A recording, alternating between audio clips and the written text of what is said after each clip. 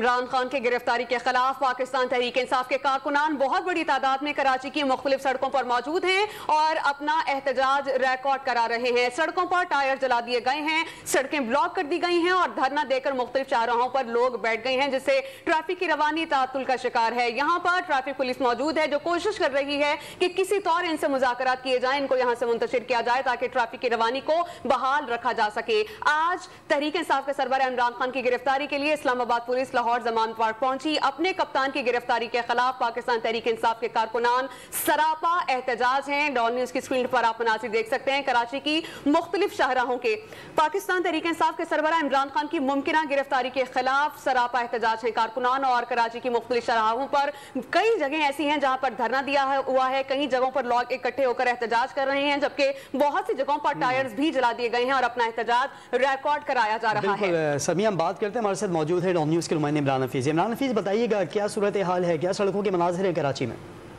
देखिए अली, ये 14 मकामात के ऊपर कराची में जो इमरान खान की मुमकिन गिरफ्तारी है, इसके खिलाफ जो है वो कराची में इसके 14 मकामात से यहाँ पर कारकुनान की बड़ी तादाद निकली है, क्योंकि यहाँ कराची के जो रहनुमा है PTI के खुर्रम शेख जमान, इन्होंने बाकायदा तौर पर एक वीडियो बयान भी जारी किया है और उनको जो कराची के शहरियों को इस इमरान खान की मुमकिन गिरफ्तारी के खिलाफ बाहर निकल कर जो है वो एहतजाज करने का जो है वो उन्होंने पैगाम दिया था। जिसके बाद 14 मकामात हैं, जिसके अंदर जो नाताबाद 5 स्टार है, हब रिवर रोड है, कोरंगी का जो दाऊद चौरंगी पे था, यहाँ पर तादाद कम थी, पुलिस ने यहाँ पर जो मुजाहिरीन थे उनको मुंतशिर कर दिया है। इसके अलावा जो है वो क्लिफ्टन 3 तलवार, शाइन कॉम्प्लेक्स, मलिर के अंदर कुछ मकामात है, यहाँ पर भी एहतजाज जारी है। जिसके बाद बदतरीन ट्रैफिक जाम है। किसी भी सूरत हाल से निपटने के लिए पुलिस की भारी नफरी वहाँ पर पुलिस की नफरी भी मौजूद है। इमरान, इसी से मुतालिक मजीद अपडेट्स भी आपसे लेते रहेंगे।